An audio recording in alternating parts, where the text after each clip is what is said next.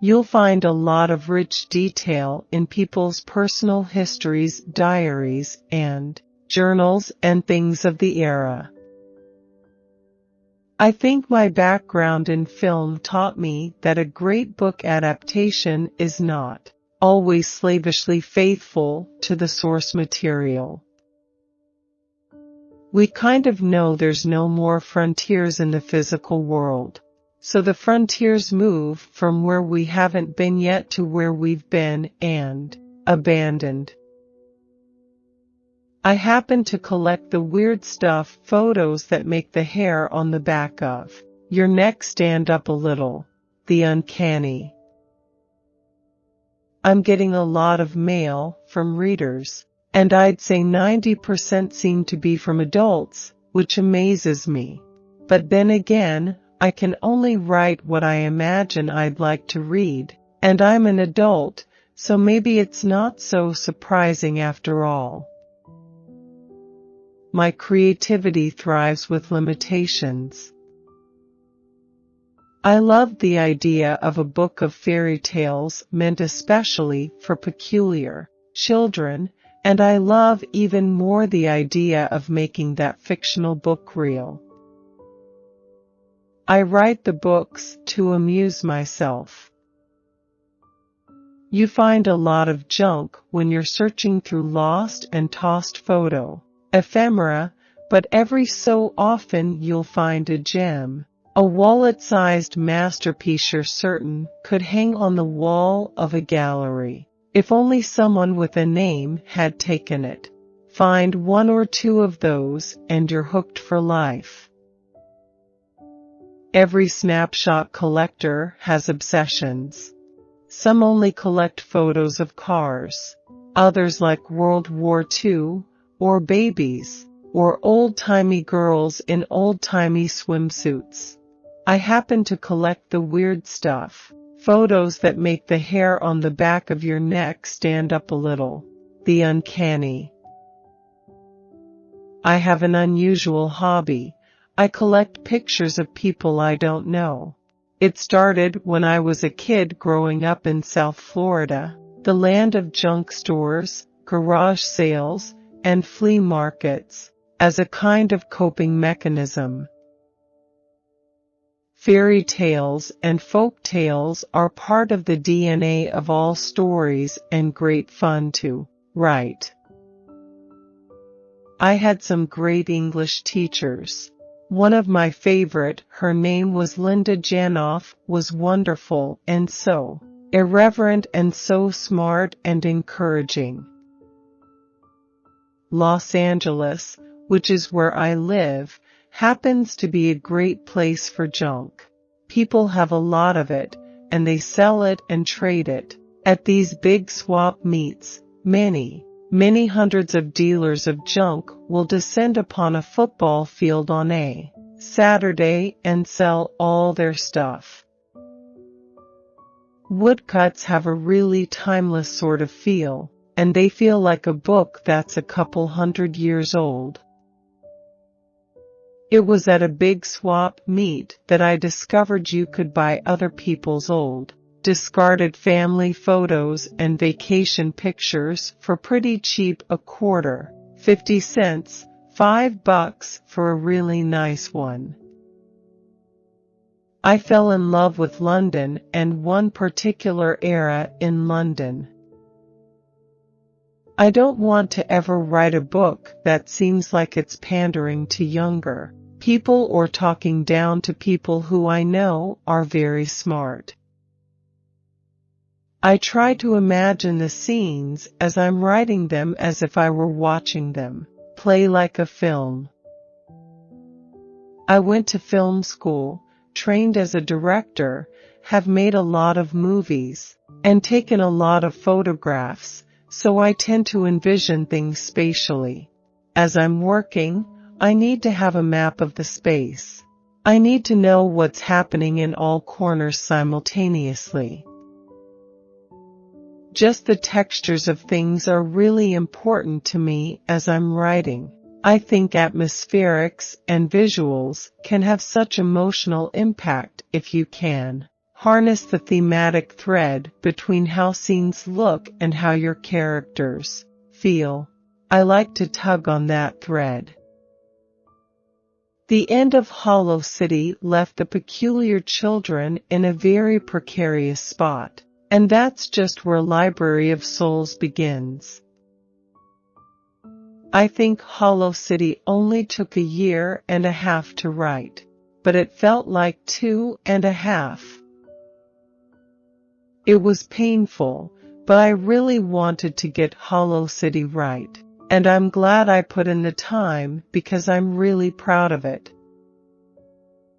Library of Souls is longer than Hollow City by a considerable margin, but this time I was on the right track from the beginning, so I never had to start over.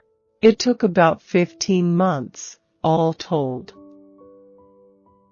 I wanted to create characters who could do fantastic things, but who weren't exactly superheroes, characters who exist on sort of a spectrum from super ability to disability. Creepy is better than just plain scary because you can't look away from creepy. You want to know the truth. I love the Chronicles of Narnia. John Bellairs's young adult mysteries were great and super creepy. Ghost stories and Sherlock Holmes mysteries were great, and I had a major soft spot for those choose-your-own-adventure books. I was in the same class of 100 kids from grade 6 through 12, many of whom I still call friends. My happy place is 40 feet out in the Gulf of Mexico, sitting on a sandbar in 80-degree water, watching clouds crawl by. Absolute heaven.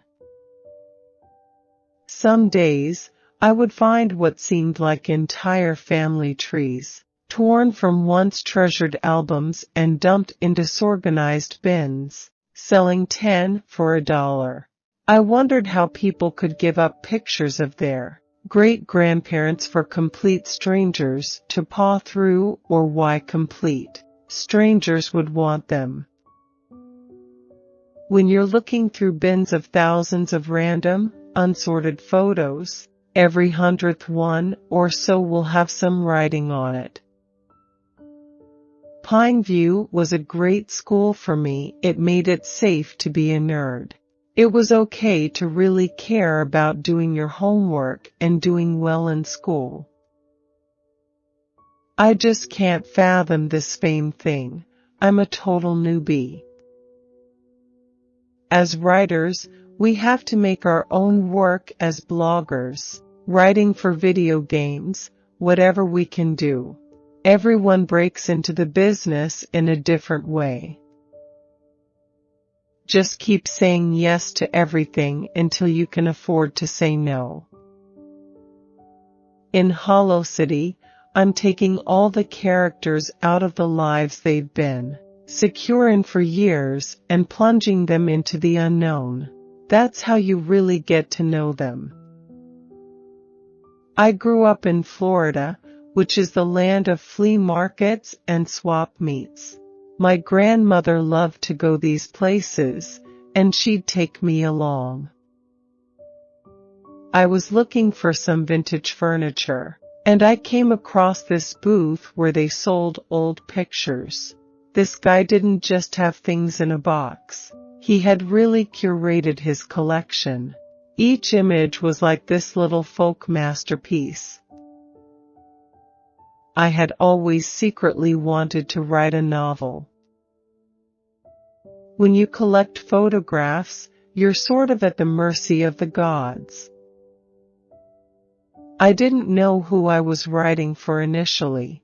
I assumed Miss Peregrine was for adults, because I was an adult, but I didn't know much about publishing back then.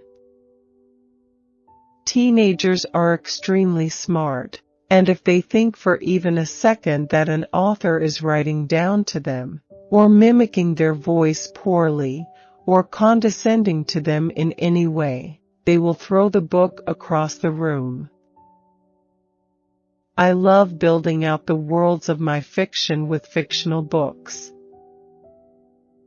The tales are an important part of Hollow City. When the kids discover secrets encoded in them that end up saving their lives. I wrote 2 tales as part of Hollow City, and spent the next couple of years finishing the trilogy but itching to write more tales. It never occurred to me that there were so many wonderful photos that had been orphaned and were out there in the world, waiting to be found. Over time, I found a lot of very strange pictures of kids, and I wanted to know who they were, what their stories were. Since the photos had no context, I decided I needed to make it up. I'd always wanted to write a novel, but after attending film school, I'd spent 5 years knocking on Hollywood's door and had put that idea aside. For a 12-year-old with a hyperactive imagination who liked to dream of dreary, Gothic castles, suburban Florida felt a little stifling. I've always been interested in exploration and the history of exploring the world, but it seems like we've found everything now. The undiscovered places that are interesting to me are these places that contain bits of our disappearing history, like a ghost town.